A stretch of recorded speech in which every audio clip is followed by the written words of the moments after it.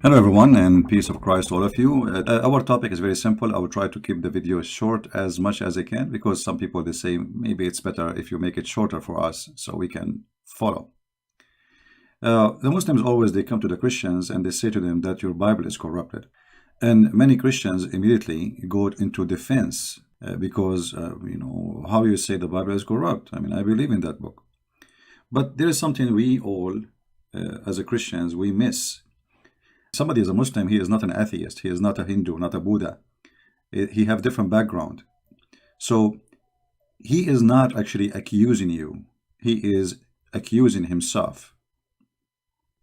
To make it simple for you, if we go to the yellow pages of Muhammad and we type the word Injil in the search engine,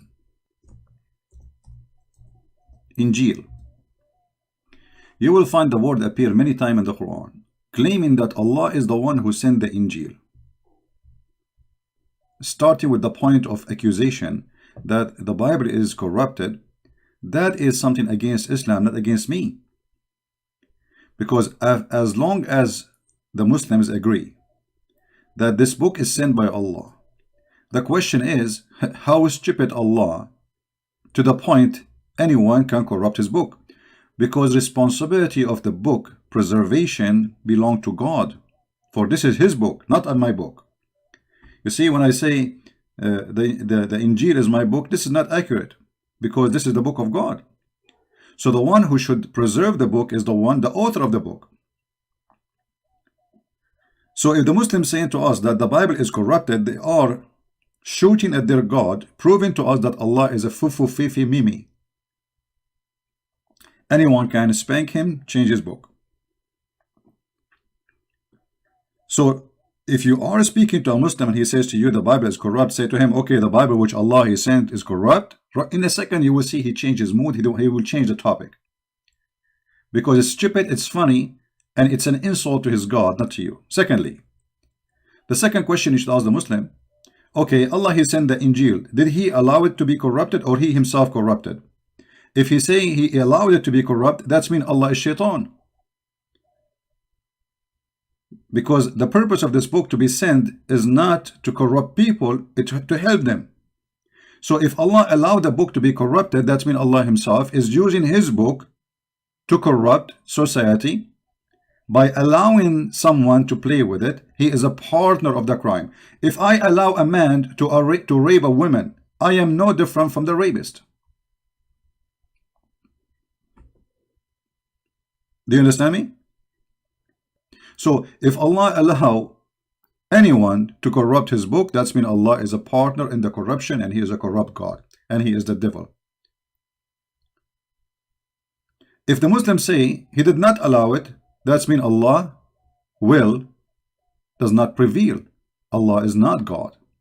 Because Muslims they say everything happened by the will of Allah. And the Quran have tons of verses saying it clearly that even bad things, good things, doesn't matter what is, it happened only by the will of Allah. All those verses confirming to us that Allah is behind it.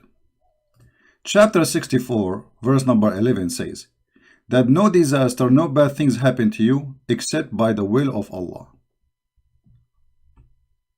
I.e., the decision of Qadr, which means the divine determine. So Allah is the one who prepared. So before Allah he sent the Injil, he prepared a plan to corrupt the Injil. How stupid that is.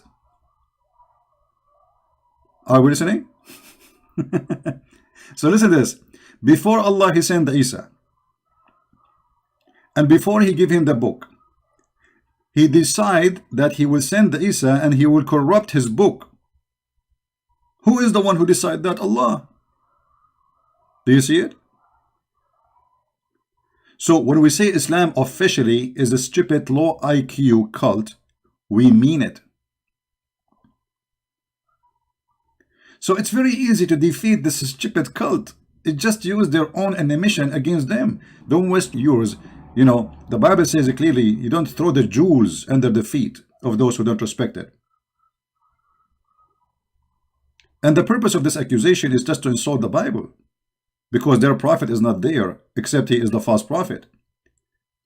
Secondly, how in the word Allah he used the word Injil? You know, the Muslims, one of the funny things about Muhammadan, they are like people who repeat the same word, but they don't know what the word means.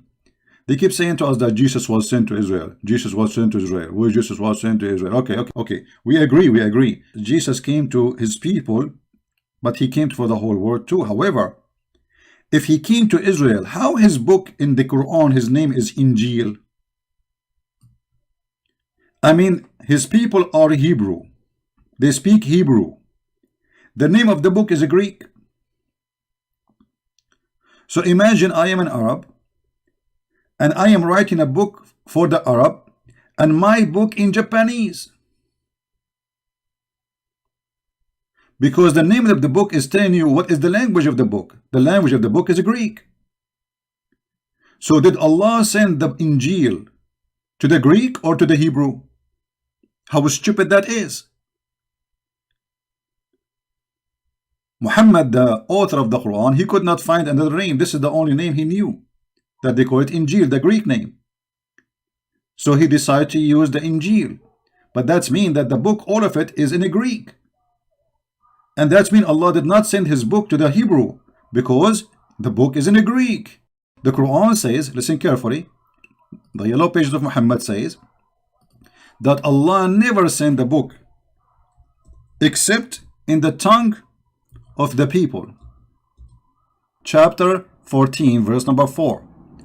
We have not sent the messenger except with the language of his people, in order to make it clear for them. Very simple, very clear. So the message have to be in the language of the people, to the people, who is the messenger from the people. So based in this verse, Jesus was a Greek person, and his language is a Greek, and he was sent to the Greek.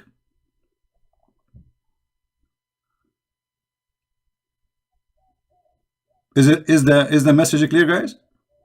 Based on this, Allah, he called the book Injil. He called it what? Injil.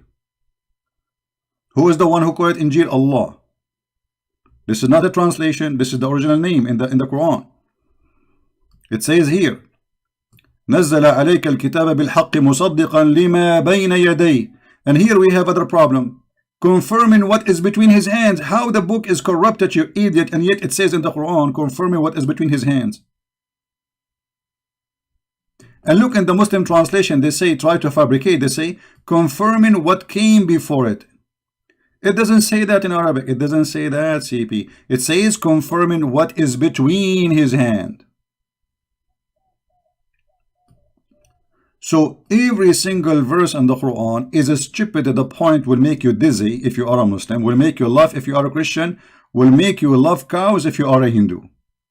Because the cows have way more intellect and intelligence from the one who wrote the Quran. And look at the corruption, confirming what was revealed before it. Where it says that? Where it says that? You know what? I'm going to use a trick just to show you how we can get them busted. I'm going to open this page in Google browser, and I will translate the page in the front of your eyes, so you will see both sides, the original, the Muslim translation and Google translation. Translate to English. Be my witness. Chapter number 3. The book brought to the truth to you. Believe what was in his hand. Do you see it? So the book is between their hands at that time. So how the book is corrupted? And this is in the time of Muhammad. Muhammad confirming what is between his hands. If we go to different verses in the Quran, we will see the Fufu Muhammad, he is even getting himself faster in the quicksand.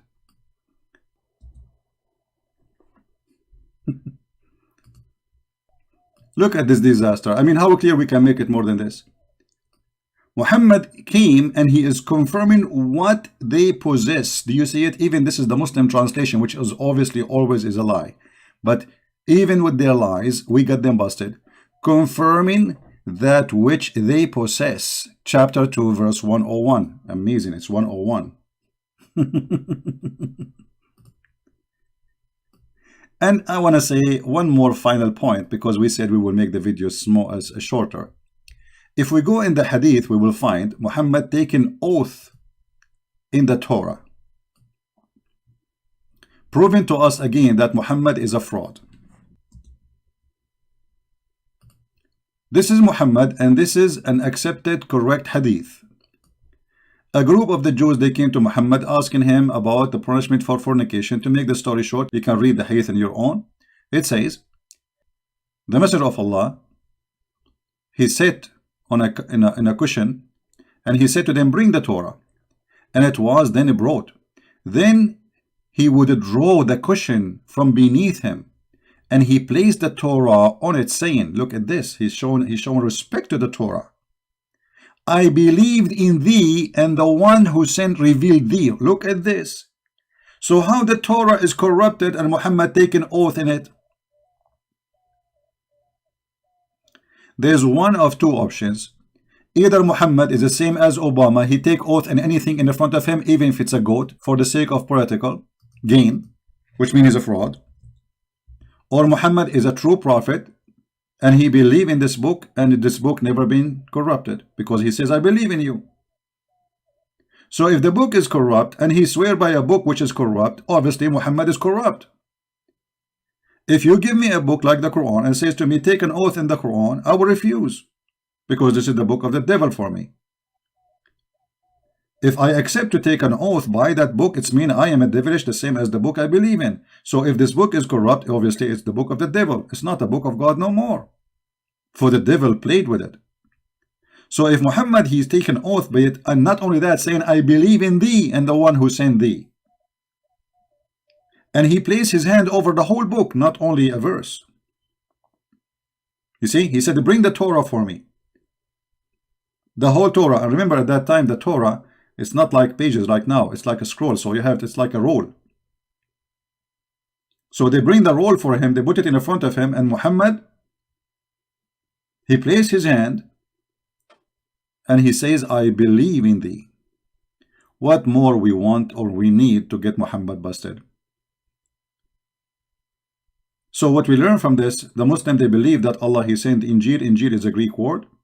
That means Jesus was a Greek, sent for the Greek, because the Quran confirmed that Allah never sent a messenger unless he speak the tongue of the people, and he give them message in their language, as you see. Chapter 14, verse number 4.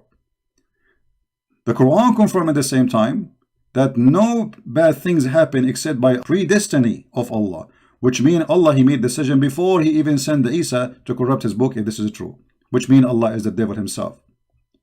And this is a crime against himself, not against someone else. This is a crime against his book. And this book will deceive millions, billions actually. There's more than 3 billion Christians believe in Jesus as God. So based on this story, the one who allowed the book to be corrupted is Allah, and Allah is the reason for deceiving 3 billion human beings. I mean, the devil, he could not do that. Allah is more powerful than the devil. He is the master of the devil.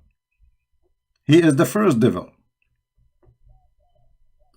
In the top of that, the Quran saying clearly in many verses that Allah, he confirmed, Muhammad, he confirmed what is the Christian they possess, but this is contradiction for all what Muslims claim. And Muhammad, he take an oath in it. All those things lead us to one conclusion, that the one who wrote the Quran is an idiot. He changed his words, depend in the situation. So when he is trying to get close to the Jews, he respect the Torah, he gives the Torah, he bow down to the Torah. When he do not need the Jews, he want to kill the Jews, he do not need them no more. So Muhammad is nothing but a fraud, and he changed his God and his religion based in the temperature of the atmosphere around him.